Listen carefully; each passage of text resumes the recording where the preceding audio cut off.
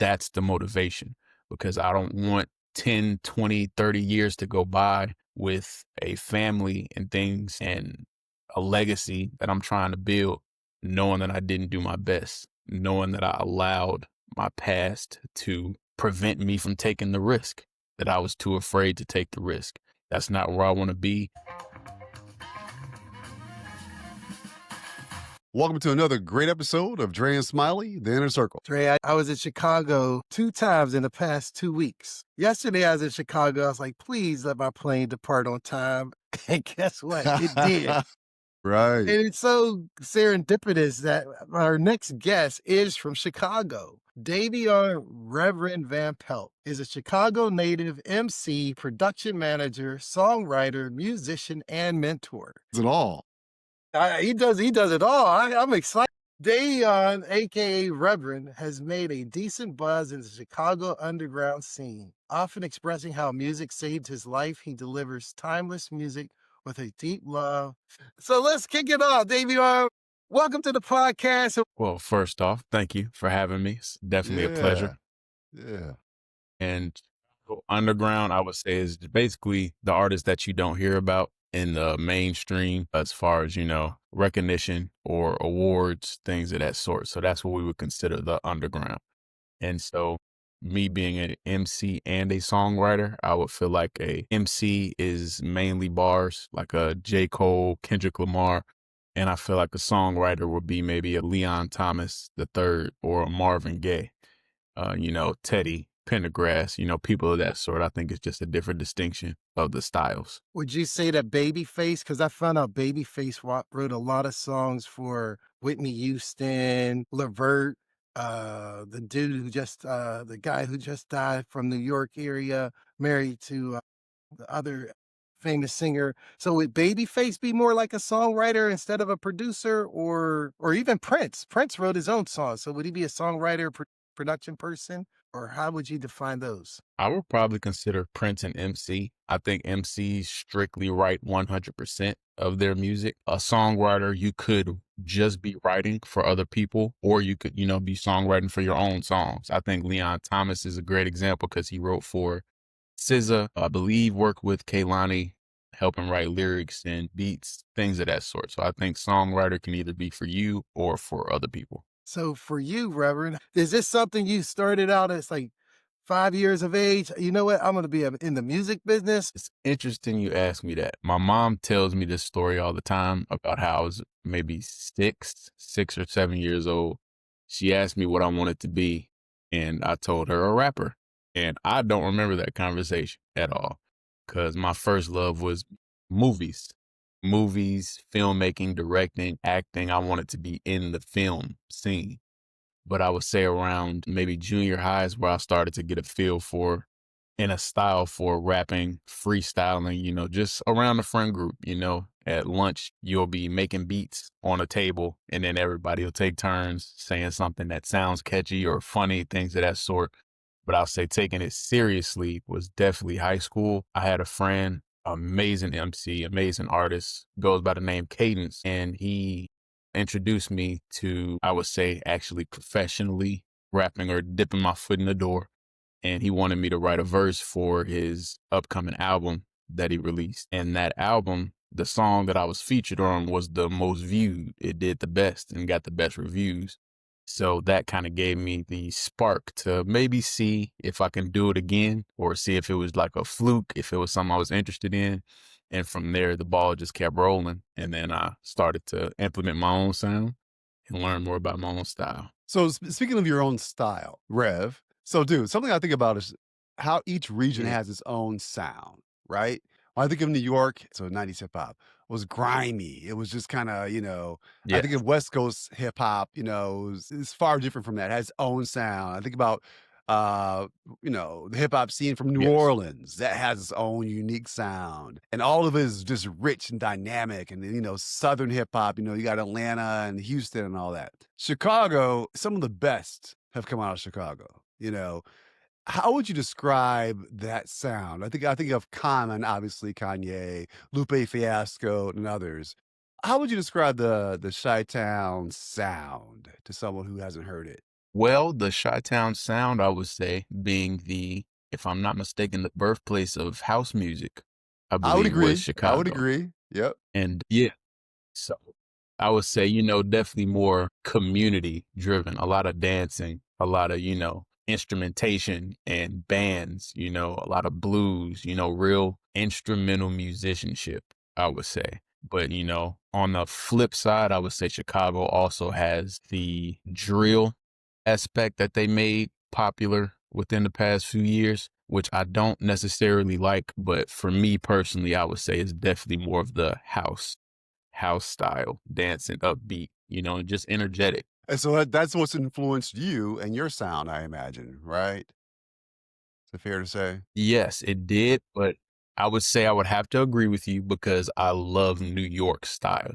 Like I grew up listening to or favoring Biggie and Method Man and Wu-Tang. I grew some type of appreciation for that style, the grit, the rawness, and just the, style, the flow switches, things of that sort. It was just real clean to me. But as I grew and had to learn more outside of that, I learned, like you said, West Coast. Definitely grew a big love for Memphis because they have a lot of hard hitting, beats, and their style is just, it's kind of similar to what I would say the New York sound gives me. But Yeah. yeah.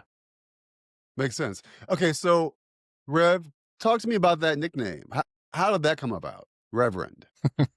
I get that question a lot. So my dad is a pastor. He just got his doctorate. So I grew up in church, Pentecostal originally. So I knew how to pray very well. And I would say, a very social kid. Mhm. So growing up in school, especially around junior high to high school, there would be like a running gag that I was the preacher of the group. So I would pray over everybody's dinner, or if we were going on a trip, I would say a prayer for everybody.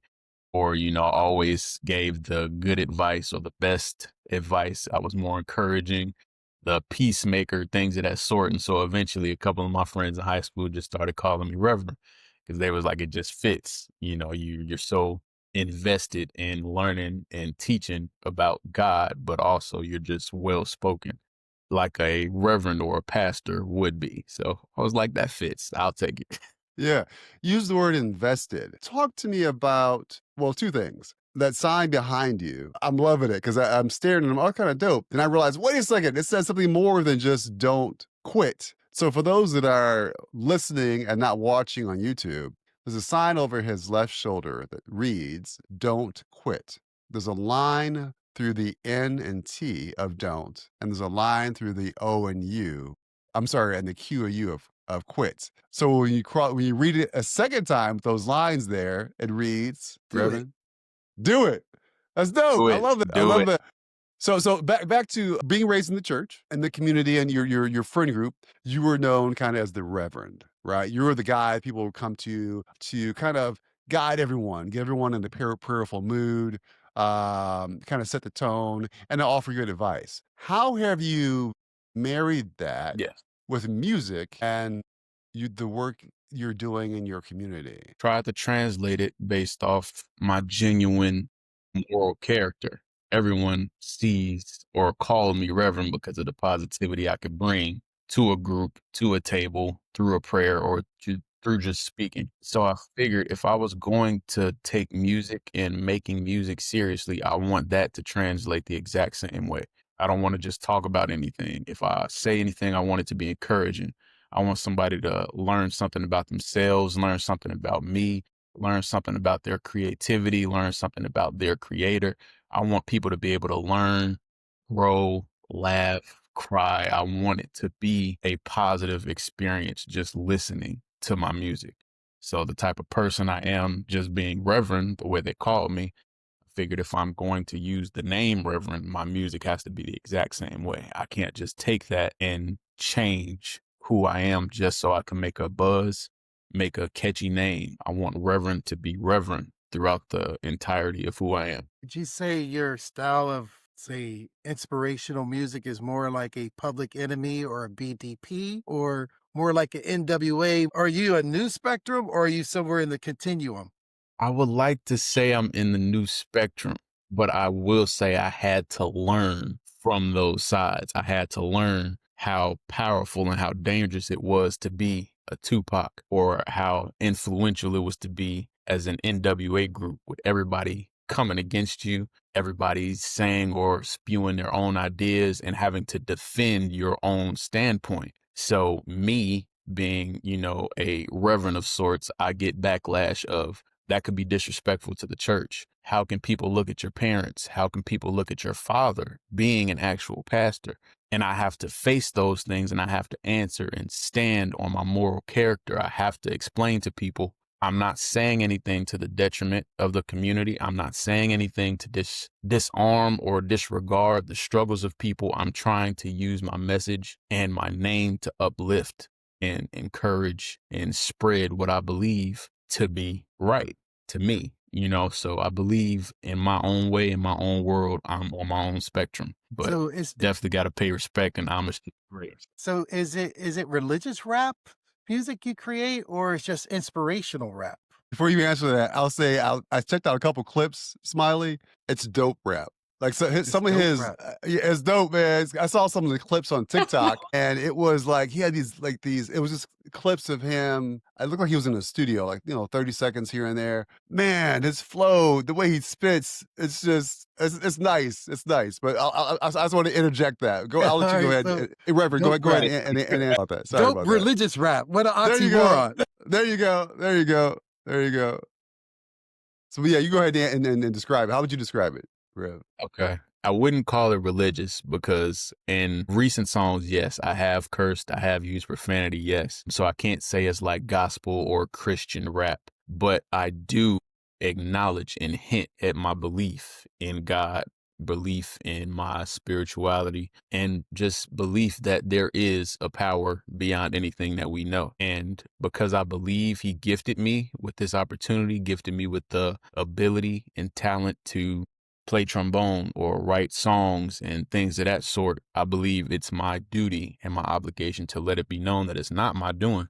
It comes from God. So I can't call it religious, but I don't hide the fact that I do believe in God in my music. Yes. I'm gonna switch gears on you a little bit, Reverend, because I love TikTok, Instagram, and social media. Now we get a chance to step behind the rappers like a Ice Cube or even Method Man, and they talk about the art of creating music and creating amazing content versus the business, which is, it seemed like the devil is in the business, because your favorite rapper you think was making all this money because they had everything going on, but then the business side was so detrimental to their financial health. How do you, as an artist, coming up with all this content, understanding your creative side, but then you got the paper, which is the contracts and all, how do you express that? Or do you have a team that manages that side for you, so you're at will to use all of your creativity, or do you manage it all by yourself? I had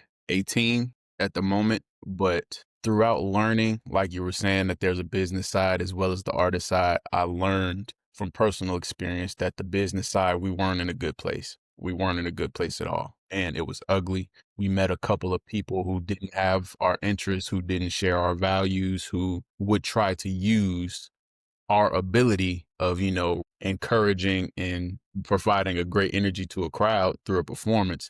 They would try to use that to push their own thing. And that I couldn't stand for. Throughout learning how ugly the business could be and seeing how the negativity of the business affected the group ended up separating. But, everyone still, speaks as a collective, of course. But as far as going forward, moving through the business aspect, I feel like all of us are just learning individually what we will work with, what we won't work with, what we can offer, what skills we can build and bring to the table. Because as of right now, I'm doing my own research. I haven't worked with a team.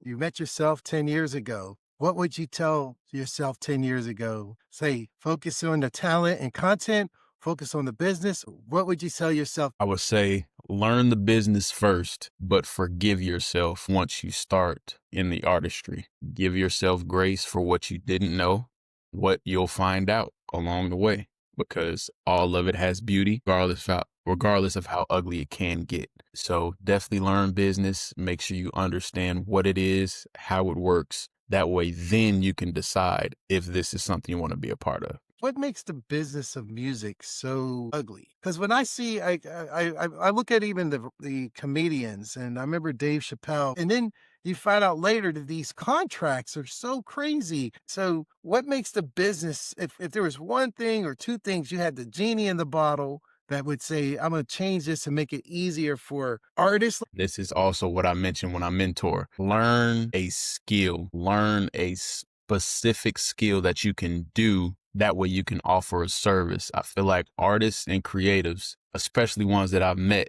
throughout the underground and open mics of that sort, we all feel that our talent is enough for people to care enough to pretty much give us $1 million or $10 million to just live our dream.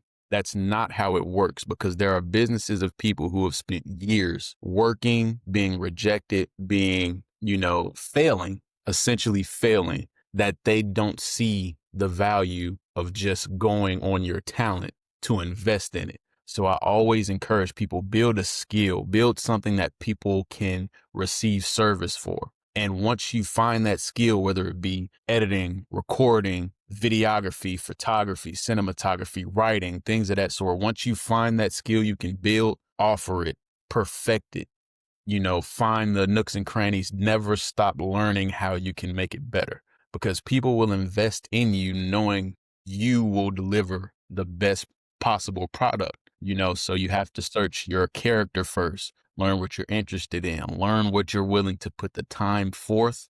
Once you have that skill, once you have the foundation, the equipment, that's where preparation and networking meets opportunity. And that's where you'll start seeing the gain financially or, dream wise. It's not about the talent, and that was a hard pill to swallow, because I got bitter as far as learning that people wouldn't just invest in me because I'm talented. But, that also encouraged me that I can learn more, that I can be more, that I can grow more. So it's just that fine line. Once you get over the bitterness of, okay, my talent isn't enough, then you can cross over into, okay, what else can I do to offer the best service I can bring? I love that. I took you into the past for what you would say to Reverend 10 years ago. What does Reverend look like in 2035? Are you I keep getting are you more like you got a whole bunch of rappers under you like a Wu-Tang, or you're out there on the front and center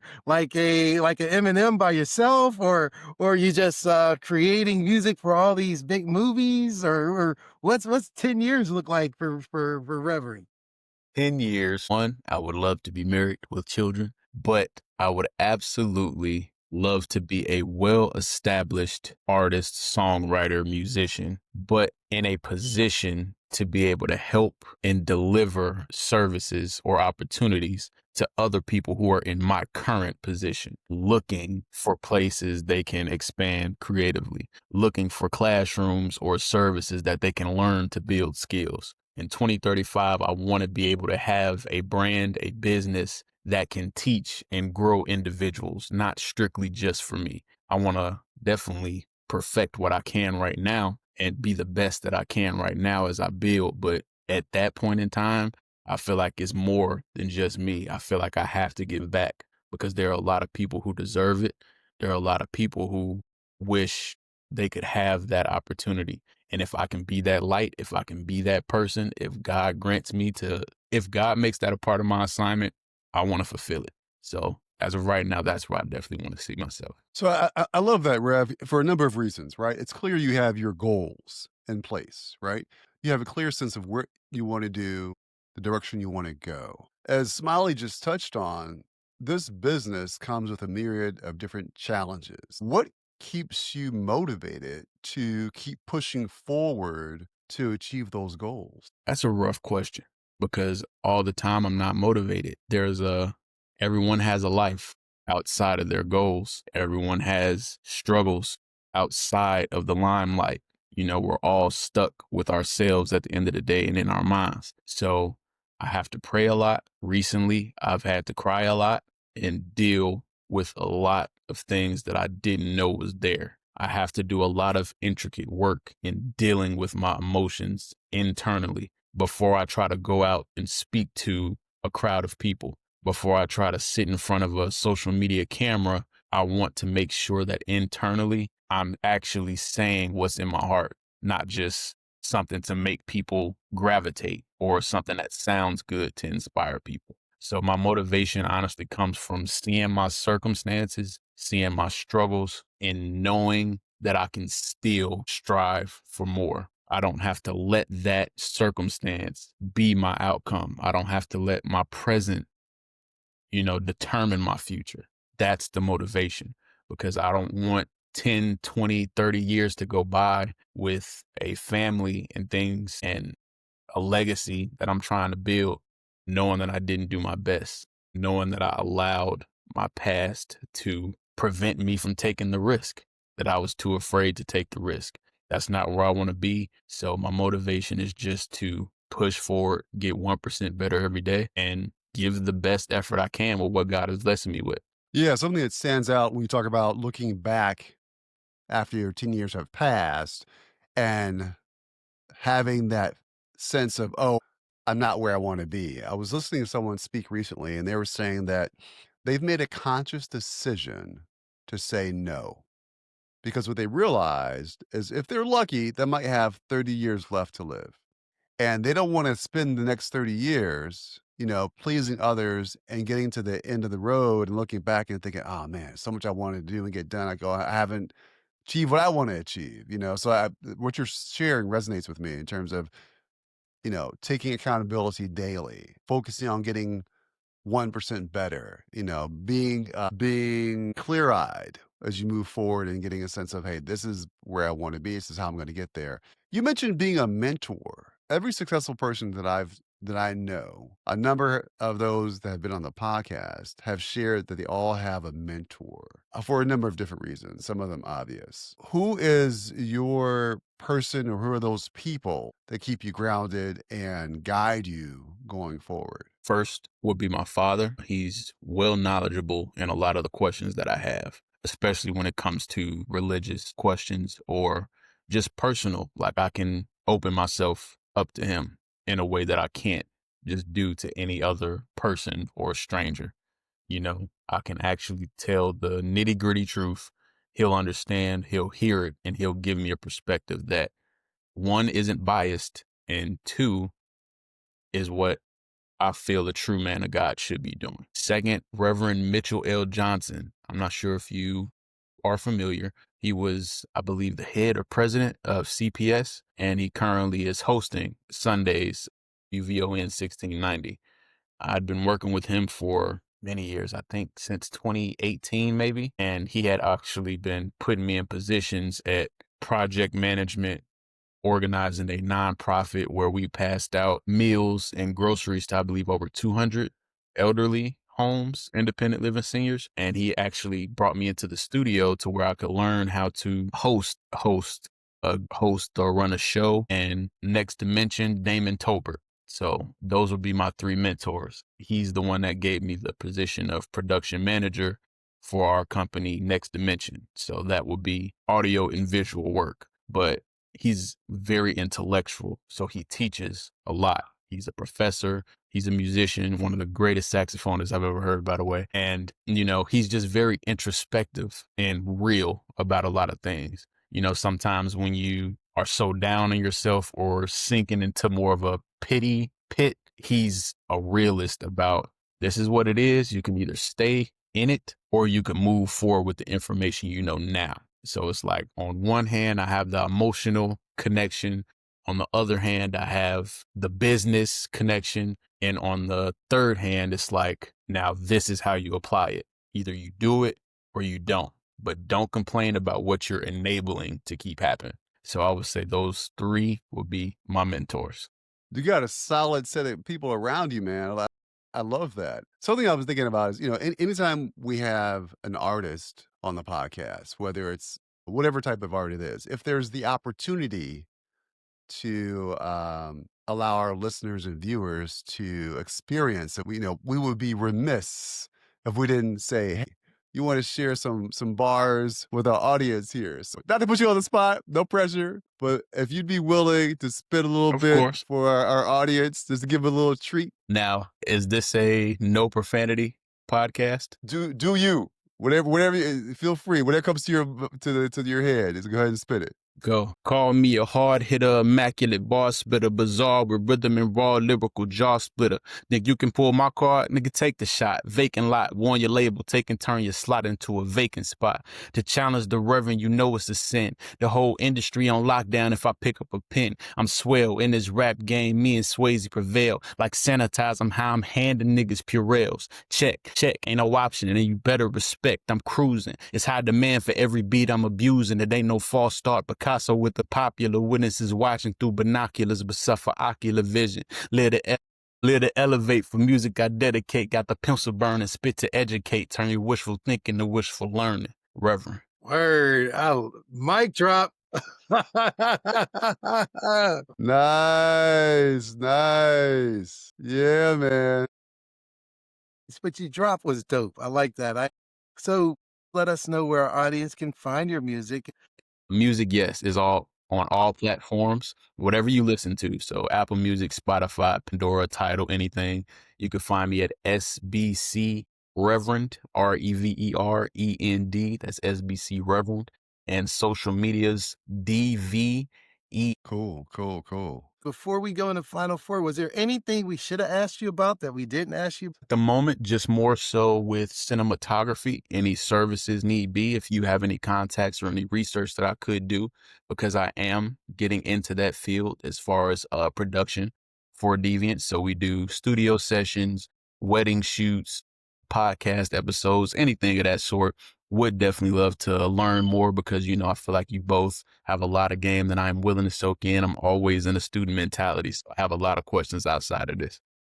Elaborate a little bit more on your services. Say, for example, you mentioned podcasts. Let's say someone's listening and they're like, I'm in Chicago or I'm somewhere and I like Reverend style. I want him to host or produce my podcast. What would you do?